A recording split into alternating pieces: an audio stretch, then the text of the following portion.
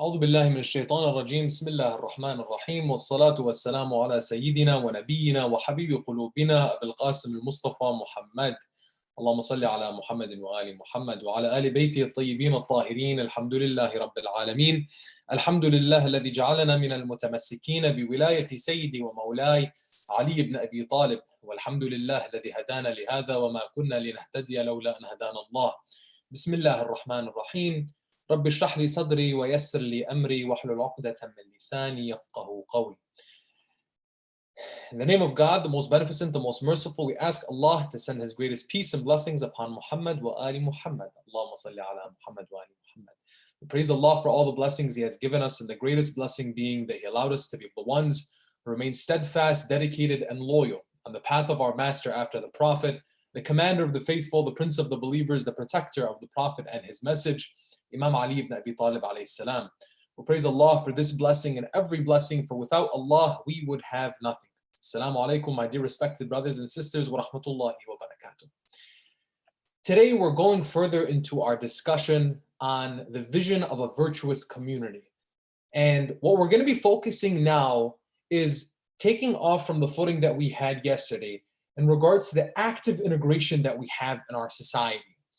And today what we're going to be focusing on is in our role as Shia Muslims, as citizens in the countries that we live in, and the societies that we're a part of, do we work within the systems that we have in our societies, or do we work without those systems? Are we, do we see ourselves as change agents within a system, or do we see ourselves as disruptors that are coming from the outside? Now, what's important for us to take away today is understanding a very important doctrine, which is called Hifdh al-Nizam, and how prophetic tradition envisions us as that virtuous community to be ones, again, what we're going to discuss is as change agents within a system or as disruptors without or outside of that system.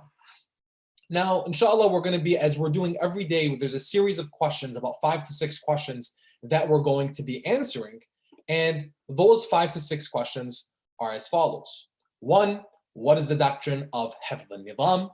Secondly, is a person who works for or in an oppressive government, or a government that has oppressive policies, is that individual a culprit himself to the crimes of that system or that government or that administration? Third, how did Nabi Joseph alayhi salam, deal with the Pharaoh's government? Fourth, from Moses to Ahlul Bayt, what was the importance of ministers? Who was Ali ibn Yaqtin, and why was he so important to Ahlul Bayt? Fifth, Imam Ali alayhi salam as an advisor to the 3 caliphs. Did that happen? How did it happen? And going further on that point.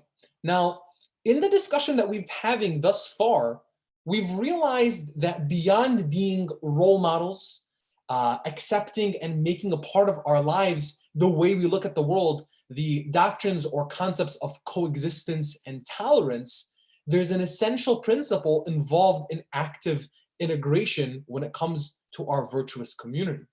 That idea of active integration sees that we are going to have challenges, and we need to see how do we work within the systems that we're living in, be on a local level, on a national level, a regional level, a global level. How do we see ourselves as individuals and as collectively as a community within those systems? Is there change within a system, or is it one that we have disruption from outside of the system? We'll come to see in this presentation that Ahlul Bayt alayhim salam, and from our prophetic tradition, from the Holy Prophet, peace and blessings be upon him, all the way to the prophets such as Yusuf, Moses, and others, we'll see that actually change happens within a system as opposed to disrupting or destroying or dismantling what exists. Let's jump into the first question. What is the doctrine of Hifdh al-Nizam? Now, this doctrine called Hifdh al-Nizam, in our modern context, our scholars, our maraja, from all angles, from all places, from all of our seminaries across the board in our modern era, and what I mean by modern, I'm saying over the past 100 years and even beyond that, We've had an emphasis from our scholars, regardless of the systems that they were living in, we have a general emphasis on this idea, this doctrine of hifdh al-nizam, which basically means maintaining public order. So, in this idea of hifdh al-nizam, it is understood that inciting chaos, anarchy, havoc, any form of anarchy whatsoever, is something that is forbidden strictly in our faith.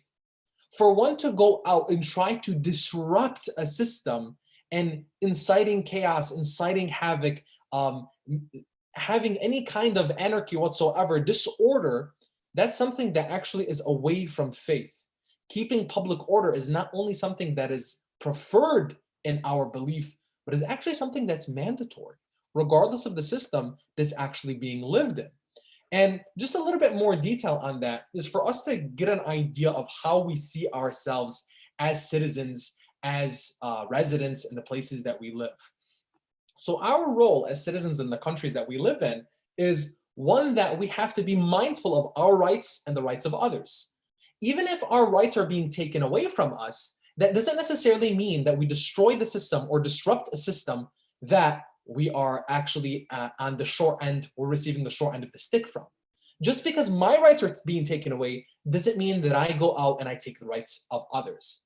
Just because I'm disenfranchised in my system doesn't necessarily mean that I go out and disenfranchise others while other people may be receiving rights. Again, those systems may have unjust policies, may have oppressive administrations, may have many issues within them. However, it does not give me necessarily the point from a faith basis where in my faith I'm encouraged to go out and actually disrupt, dismantle, or overthrow that system because I'm coming from a principled standpoint and my religion stands against injustice and oppression. What we'll see is that there's a general movement and encouragement from Ahlul Bayt alayhim salam, from all of the prophets before Prophet Muhammad, as well as himself, that gave people the sense of you are one of a collective. Don't remove your hand from the people. Again, keep your hand with the people. People need each other. Don't go against the people. Make sure that you are one who is bettering the system that exists. Take the example of what we currently face in our societies today. Many of us live in democratic countries, participative systems on different levels, right? Now, no system is perfect. No country is perfect. No administration is perfect. In our perspective as followers of Ahlul Bayt, as Muslims, we are ones who are going to be engaged in those systems for the sake of maintaining public order and bettering what currently exists for people. So civic engagement, actively participating in elections, voting is something that's favorable to what? Our preservation as a community, as a school of thought, as a faith, and generally as people, as human beings. The more we are involved in the systems that rule or are that are currently existing that govern over us, be it on a local level, let's say, for example, participating in school board elections, participating for who's going to be your city councilman, right? On a state level, who's going to be your governor, who's going to be making the decisions that, for example, in the state of Michigan, millions of people are affected by the administration that is ruling on or governing on a state level. And then finally on a national level, and then even beyond that, us acknowledging and knowing the systems that we are a part of, whether we're actively participating or not, have a tremendous impact on us as individuals in what we do on a daily basis. Now, where does the faith come in enfranchising that and promoting that, or telling you, no, this is a regime or a system or administration that you should have nothing to do with because of its unjust policies, its oppressive practices, etc., etc. Now, again, we've established in previous nights on this level when it comes to isolation versus integration, the isolation never has a positive impact for us as a community, but rather integrating actively and participating in the systems that affect us as a community and affect us as individuals is the path that generally is favored by Ahlul Bayt alayhim salam and by our prophetic tradition. The societies that we live in are ones that we have to be a part of. We can't disassociate ourselves from that system and from that society. Now, again, it's important for us to see things on a holistic level and realize that we have potential not just to preserve ourselves as individuals and as a community, but also to better the communities and societies that we live in. There is much that you and I can contribute as professionals, as individuals, as entrepreneurs, as thought leaders, as academics, as people who are striving on all levels. When you are part of a society, you are contributing and you are taking. What are you doing for that society that you were a part of? Yes, you may be receiving the short hand of the stick or short end of the stick at times. However, what are you doing to affect that? And what are you doing to make that better for yourself? Again, as an individual and as a collective.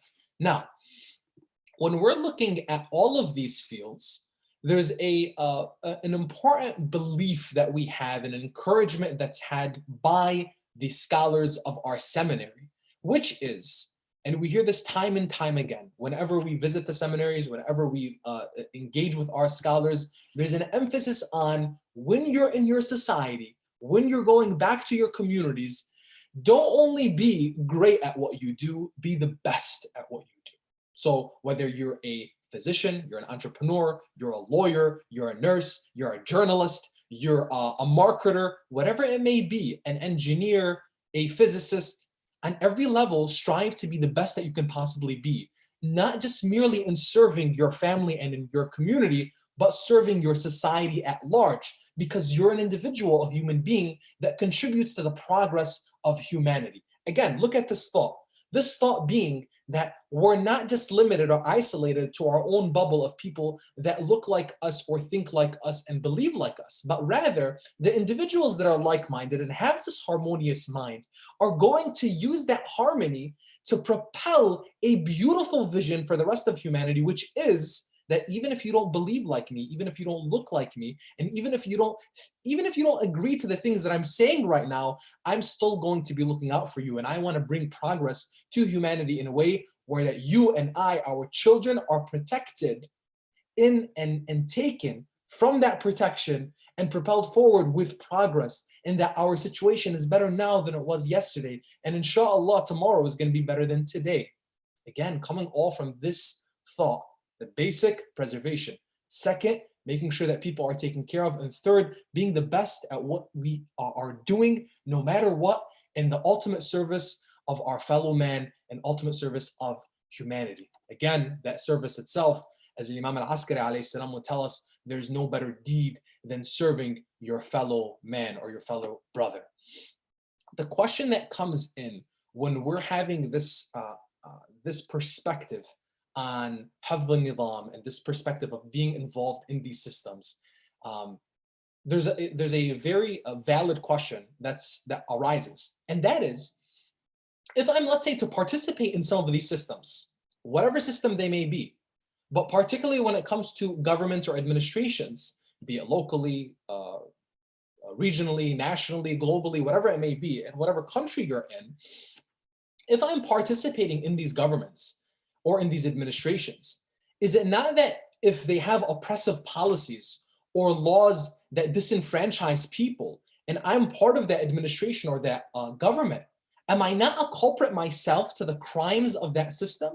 Am I not a culprit myself? Do I not have hands that have participated in this and made this happen? Am I not guilty of that by mere association? Now, it's a valid question. If you participate in an organization, and let's say one of that organization being a government or administration, and they do certain things, are you not associated? Let's take a look at what the Imams tell us. Now, there's a beautiful hadith by Imam Sadiq alayhi salam that gives us a solid reminder, and it's very clear-cut, a solid reminder on how we look at oppression and association with oppression. The Imam narrates this, or this is narrated from the Imam, where he says, إِذَا كَانَ يَوْمُ الْقِيَامَةِ نَادَى مُنَادٍ. So on the day of resurrection, a caller will call out, أَيْنَ الظَّلَمَ وَأَعْوَانُ الظَّلَمَ وَأَشْبَاهُ الظَّلَمَ. Where are the oppressors, the supporters of the oppressors, and the likes of the oppressors? حَتَّى مَنْ بَرَ لَهُمْ قَلَمًا وَلَاقَ لَهُمْ دَوَاتٍ. Even an individual who prepared for them a pen or an inkwell will be called. They will all be gathered in an iron coffin and thrown into hellfire. Now, listening to this hadith, a person's taking a step back and realizing, wow, what an affiliation, what an association with oppressors. And even for the individual that just literally prepared a pen for a document that was signed, let's say, right, in promoting policies that would be oppressing people. For example, let's say in some of the letters that were written from Muawiyah to Imam al-Hasan alayhi salam, or from Yazid to Imam al-Husayn alayhi salam, and what they said that would disenfranchise the followers of Ahlul Bayt alayhi salam, bring persecution to the Imams and to their followers, the individual that even prepared that ink and the pen for him to write that would cause this oppression for Ahlul Bayt and their followers, this person is guilty of his association, is guilty in that situation. And there's consequences for that. Let's take a look at another narration. Abu Hamza Thumali narrates from Imam al-Sajjad alayhi salam, and he advises, Imam al-Sajjad advises us, our fourth Imam, he says, إياكم وصحبة العاصين ومعونة الظالمين ومجاورة الفاسقين. Beware of befriending transgressors, supporting oppressors, or taking transgressors or wrongdoers as your neighbors. Be careful of their sedition and stay away from their domains. Again, a very clear reminder when it comes to association with people that are oppressors, transgressors, wrongdoers. And again, another thing for us to keep in mind, like we've mentioned previously, is this idea of who you befriend and who are you associating with. Imam Ali alayhi salam tells us, قُلْ لِمَنْ تُعَاشَرْ أَقُلْ لَكَ مَنْ أَنْتَ. Tell me who you befriend, you associate with, you have time with, and I'll tell you who you are. The people that we spend time with are a reflection of who we are. But at the same time, the Imams in this sense, and we're going to see in the number of examples that we have historically from the Imams and the Prophets, this doesn't mean that an individual is being assigned guilt merely for working within an oppressive system or being associated with it. Now, what do we mean by that? So the Imams are drawing the lines for us and reminding their followers, who some of the followers worked in those regimes, especially during the Abbasid Empire.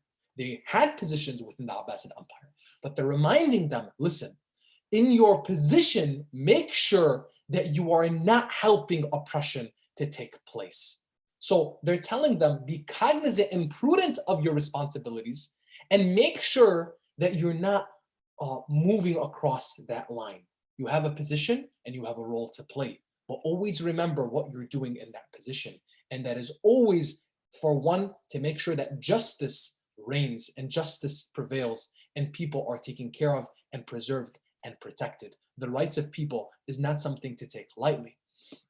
Now, with each of these situations and each of these issues, we find that the Imams alayhim salam, to the fullest extent possible, that they actually, across from Imam Ali alayhi salam to Imam al-Hasan to Imam al-Husayn, to all of our Imams, what they did was they worked within the systems that they were in. Now, some may claim that we would need to fully oppose an oppressive or unjust system in order for us to fix it or change it or to bring justice about. The Imams alayhim salam actually did not do that. If you look closely into history, all of our Imams, what they did was instead, they brought forward justice and tried to bring forth policies through the systems and through the governments that they were living under without dismantling those governments, without overthrowing those governments or calling their followers to overthrow those governments. They worked within it and sought reform through it, not outside of it. Now, how did that look in our prophetic tradition from the prophets, before even Prophet Muhammad and in the lives of our Imams? We look at the third question that we have for today, which is the story of Nabi Yusuf alayhi salam, Joseph, and how he dealt with the Pharaoh's government. Now, if you look at the story of Nabi Yusuf, it's so beautiful, where this young man who was considered to be the apple of the eye of his father just looked at him and smiled and was filled with joy. He was his favorite son. And though he had 11 other siblings, Yusuf was just special. So as you know the story of Prophet Joseph, we're not going to go into all of the details, but when he was betrayed by his brothers, taken and thrown to a well and left for dead, he would be picked up by a caravan, and that caravan would take him in as a slave. That caravan would sell him to one of the government officials, actually the High Chancellor of the Pharaoh of the government of Egypt. So the High Chancellor, who works with the Pharaoh under the system of the Pharaoh's government in Egypt, his wife has a liking of this boy and takes him and says, you know what, we'll use him as a servant. Maybe he'll be even like a son to us, and they raise him. Throughout the story and all of the trials and tribulations that Nabi Yusuf alayhi salam faced, you see that he goes from being a bought slave, a purchased slave, to eventually being himself the High Chancellor of Egypt. And Nabi Yusuf would ascend the ranks to the highest ranks of Egypt's government, which was led by a pharaoh, a man who did not believe in his own faith, a man who didn't follow Yusuf, who didn't believe in God per se, as we find in our narrations, that Pharaoh would eventually actually, some narrations would say, as in Bihar al-Anwar, would say that the Pharaoh actually would take on the faith of Yusuf many years later and then be a believer in God and take Nabi Yusuf as his prophet. However, throughout these many years of the experience of Yusuf alayhi salam, he didn't go on and want to dismantle the government. He didn't go on and want to overthrow the Pharaoh. He didn't go on and say, well, I have to make sure that in order for me to be involved in the system of government, that they have to assume the same faith as I. Rather, Yusuf worked within that system. He provided for that system in ideas, in creativity, in just governance. Nabi Yusuf looked at the benefit and what was in the best interest of all of the people of Egypt, regardless of their belief. But in doing that, he protected his own community of faithful people. In doing that, he made sure that his community was taken care of, was protected, was preserved, and that Allah subhanahu wa ta'ala's name and remembrance would reign supreme. How? Through his conduct and his action. Because people knew that if you wanted anything done, you would go to Yusuf. If you wanted things to be done in the proper way and people to be taken care of, people's rights preserved, the young, the old, the minorities be enfranchised, and the people that were otherwise oppressed. Now with Yusuf, it was different. But he didn't, again, dismantle that system in order to bring about these policies, but instead he worked through it. And he was able to attain that high status of being the High Chancellor of Egypt and ruling alongside the Pharaoh himself, instead of trying to take him down. That's one example. The next examples come through from all the way to Prophet Musa alayhi salam to Imam al-Kadhim and during his time during the Abbasid Empire. Now, the fourth question, we look at what is the importance of ministers from Musa alayhi salam all the way to Ahlul Bayt, and who was specifically Ali ibn Yaqtin, and why was he so important to Imam al-Kadhim and Ahlul Bayt? Now, in the story of Moses, you will see yet another example of what we talked about yesterday, which was taqiyya, and that is pious dissimulation. This idea of concealing one's faith or part of one's faith in order to preserve and protect one's life or the lives of others. If you see the story of Moses, you will see that during the administration or the reign of the Pharaoh, there was one of his ministers that actually, throughout the entire tenure of his role as a minister under the Pharaoh, he concealed his belief in Moses. He concealed that he was a believer in Allah subhanahu wa ta'ala. And in fact, he was one who was making sure that there was a balance of what was taking place within the administration of the Pharaoh, so that the community of the faithful that were outside of that domain would continue to be protected, or at least less harm was brought to them. The minister was a believer in God. He was a believer in Moses. However, throughout the entire time that he was a minister under the administration of the Pharaoh, he concealed his identity. Why? To protect his own life and to make sure that he was in a position of influence and a position to be a change agent, to help his community and help people altogether.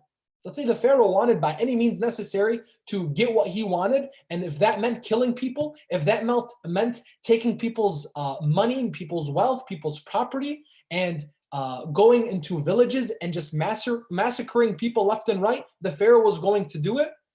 This minister and the likes of him throughout history would be individuals that would bring a voice of reason, a voice of making sure, hey, think about this strategically. Think about it long term, and make sure that the policies of justice and equity that are pushed by our faith and pushed by any tradition that believes in Allah subhanahu wa ta'ala, that looks at humanity as one family that needs to be protected, and that the faithful specifically are agents of change to protect the rest of humanity, they would be individuals like the minister in the story of Moses with the Pharaoh. He would be one to preserve the faithful community and protect people altogether. But he concealed his faith in doing so. We see that he was able to do that, and the Pharaoh had no idea. And the Pharaoh trusted him and had no other reason not to trust him, but concealed his faith. Why? Because the Pharaoh's preconceived notion of the faith of Moses was that they wanted to overthrow the Pharaoh, which they did not. But as rulers, we see throughout history, when they see a powerful movement, sometimes they're quickly threatened, and that they take this position that we need to persecute and kill and take care of these people. Why? Because they're going against us and they're going to harm our system, our society. When you look at the time of the Prophet Muhammad, peace and blessings be upon him, he had no wish to harm the Meccans. He had no wish to harm the people of Quraysh. He was from the people of Quraysh, but they were threatened by him and they wished to kill him. So the Prophet took the measures, took the means. Some of his companions practiced taqiyya. Some of his companions would go and migrate to Abyssinia, to Medina, etc., etc. But at the end of the day, they realized something, that in order for us to preserve our faith and protect our people, we can't isolate ourselves and we have to be involved. So you see this where with the prophets and even with the imams. Now, Ali ibn Yaqtin was one of the most important companions of Imam al-Kadhim alayhi salam for his role in protecting the interests of the followers of Ahlul Bayt, the Shia Muslim community at that time, our seventh Imam, and even afterwards, by being an official in the Abbasid Empire. Now, when it comes to Ali ibn Yaqtin, we realize that even though he was working in an oppressive government, a government that clearly persecuted, not like the Umayyads did, which was very open and literally taking the massacre of the Prophet's grandson and a small group of companions and killing them, on the battlefield. But the Abbasids were more stealthy in their persecution of the Shia. It was more behind the scenes. But it was a clear policy of theirs within the administration that the Shia would not be tolerated in order for them to expand in their influence within the empire. And most of that influence being on a social level, not necessarily on a political level, but socially can influence politically. Now, Ali ibn Yaqtin, in his position, we realize something that is very important for us to look at when it comes to taqiyya, which is, in our belief in taqiyya, pious dissimulation, it is not that we are concealing our faith to harm the establishment or the opposition. This is something that we need to keep in mind. We're not concealing a part of our faith or our faith in those positions of life or death in order to harm let's say, in that situation, the Abbasid Empire.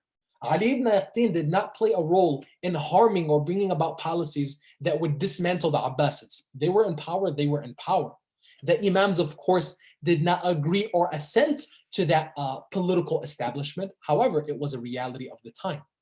The position of Ali ibn Yaqtin and many others like him was rather, within the system, we are looking to preserve our people's rights. We're looking to make sure that we're protecting our own well-being and the interests of our community. And this practice of pious dissimulation, of concealing part of one's faith, is not necessarily at all to bring harm to other people. It is only used to protect oneself and one's community. Why? because their life is being threatened. Because their life is, if they were to show that they were a follower of Ahlul Bayt, they would be killed, they would be persecuted, they would be exiled, they would be thrown in a dungeon far, far away, and their family and their community never hearing from them again. Now, in Ali ibn Aqtin's situation, our Imams would actually have him practice taqiyya by their instruction, in that to ensure he would not be seen as a potential threat to the Abbasids and continue quietly protecting the interests of the community, he remained under the radar as much as possible. Ali ibn Aqtin during that time was actually instructed by the Imam to change the way he prayed, so that he would evade his counterparts, because some people were raising an eyebrow and opening their eyes to see this individual because his mannerisms looked like the mannerisms of the followers of Imam al-Sadiq and Imam al-Kadhim. So they kept a close eye on him. The Imam actually instructed him to change the way he did his wudu and change the way he prayed, so that people wouldn't detect that he was a follower of Ahlul Bayt, because he played a critical role in saving many, many, many Shia lives, in saving many people that would otherwise be persecuted and killed and taken away by a regime that was simply at the whims of tyrants who wanted to expand their influence and their power. But the followers of Ahlul Bayt alayhim salam would preserve themselves in those systems by concealing their identity at times to make sure that their community was protected. Now, let's take another example, which is so important for us to realize in the life of Ali ibn Abi Talib, Amir al-Mu'mineen alayhi salam. The fifth question, Imam Ali alayhi salam, as an advisor to the three caliphs that came before him, was Amir al-Mu'mineen Ali ibn Abi Talib an advisor in the courts of the first, the second, and the third caliphs, which culminated to about 25 years of rulership after the passing of the Holy Prophet, peace and blessings be upon him? The short answer is yes. Yes, he was. In fact, Imam Ali alayhi salam would be one to say, to make it clear as in what his position was in these systems, though Amir al-Mu'mineen did not agree or assent to those individuals and the new administrations that came to rule about after the death of the Prophet, Imam Ali alayhi salam would say, Wallah, لِأُسَلِّمَنَّ مَا سَلِمَتْ أُمُورِ الْمُسْلِمِينَ وَلَمْ يَكُنْ فِيهَا جَوْرٌ إِلَّا عَلَيَّ خَاصَّةً. By God, I will submit to whatever brings security to the affairs of the Muslims, and that this is only going to be personally on me. That the negative effect of this is that my personal rights are being taken away. Imam Ali alayhi salam, as we know, he was considered and designated by the Holy Prophet, peace and blessings be upon him, at Ghadir Khum and many occasions before that. He was designated as the successor of the Prophet in the realm of political authority and religious authority and all authority that was that of Muhammad, peace and blessings be upon him, upon the Muslims. Muhammad sallallahu alaihi wasallam said, "Man kuntu mawlah, fahada Aliyun mawlah." Whoever I am his master, Ali is his master, point blank. However, after the death of the Prophet, the administrations that would come, the system that would come, would be one to actually replace the authority of Amir al-Mu'mineen. And Ali ibn Abi Talib alayhi salam was instructed by the Prophet to remain patient and not to fight against the individuals that would turn against him, so long as his group of supporters was small. And that the reason why is, if your group of supporters are small, Ya Ali, you're not going to be able to bring effective change, because Islam was still too young. Islam was still in its earliest stages. In order to protect the body of Islam, like Amir al-Mu'mineen said, so that I can secure the affairs of the Muslims, I will sacrifice my personal rights. I have right to the throne or the helm or the position of authority that is over the Muslims, but I'll sacrifice that in order to protect and preserve the faith and the faith. During the reign of the three caliphs, we see that Amir al-Mu'mineen alayhi salam played a very strategic role, and he was as an advisor, as a judge, as one who would often be turned to by the caliphs and in asking, what should we do in this situation? Be it in jurisprudential manners to make sure that people's had understanding of the way the Islamic law worked and God's expectation of them in religious affairs, and then in social affairs and political affairs, Imam Ali alayhi salam was at the center of decision making, even though those were the individuals that replaced him with this new administration and this new system that they had. So much so that the second caliph would famously express Imam Ali's profound impact on his own caliphate and say, "Lawla Ali lahalika Umar." If it was not for Ali ibn Abi Talib, I would have perished. Now, we look closely at the life of Amir al-Mu'mineen alayhi salam, and we're able to realize that though Imam Ali alayhi salam was sidelined and a new system of government was created, Imam Ali alayhi salam was pragmatic and mindful of the consequences of people's actions. So he stepped back and heeded to the Prophet's directions, not to rise against those who would turn against him. And instead, he would work within the government, within the system that he was in.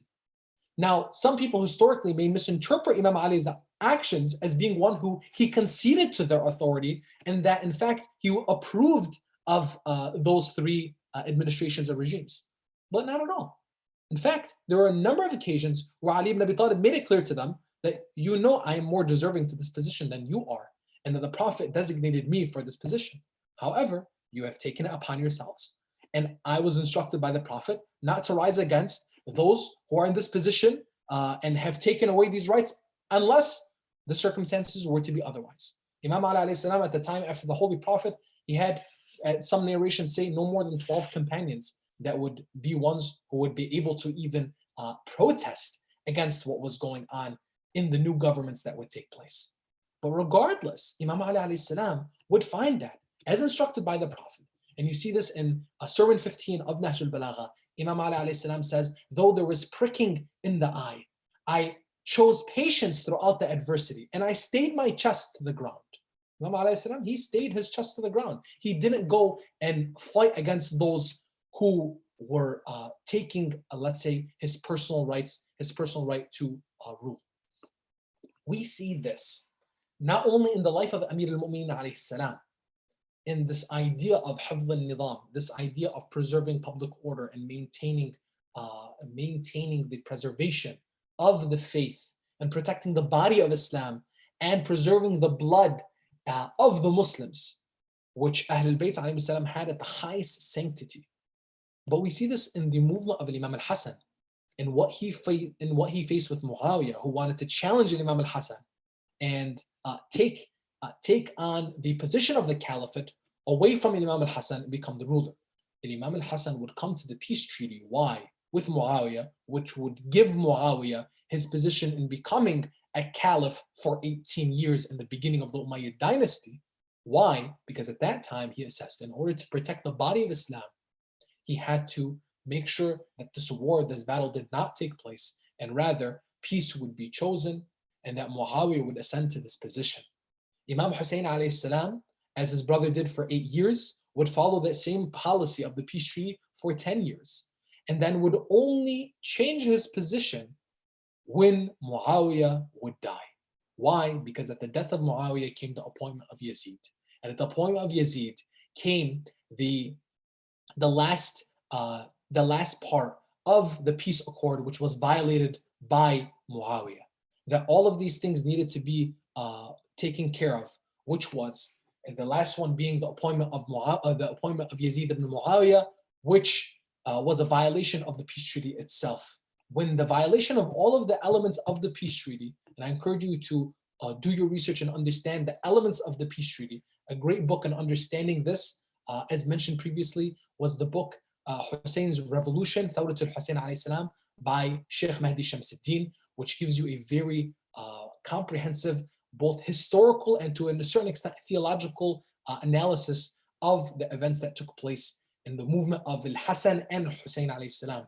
But Imam al-Hussein alayhi salam, even in his movement, he would not go out and rally people to overthrow the government of Yazid. Imam Hussein alayhi salam would not go out and want to establish his own government. And he made this clear, that I am not coming out of a desire for power or a desire for influence. I have come only for what? for the reform in the nation of my grandfather. Reform comes within. Imam Hussein alayhi salam was a change agent within the system in the society that he lived in.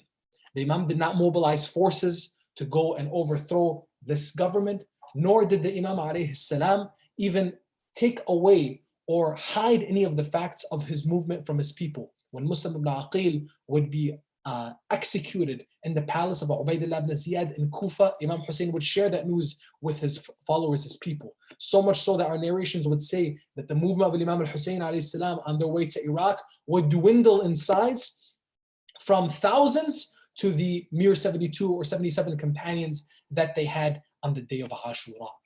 Now we see from all of Ahlul Bayt alayhi salam in answering all of these questions and seeing this idea of how the prophetic tradition and the way of Ahlul Bayt was one to be cognizant of our surroundings, be integrated actively in our society, and work within our systems that currently exist to bring about change, reform, and protect the interests of our community and protect our faith and the faithful.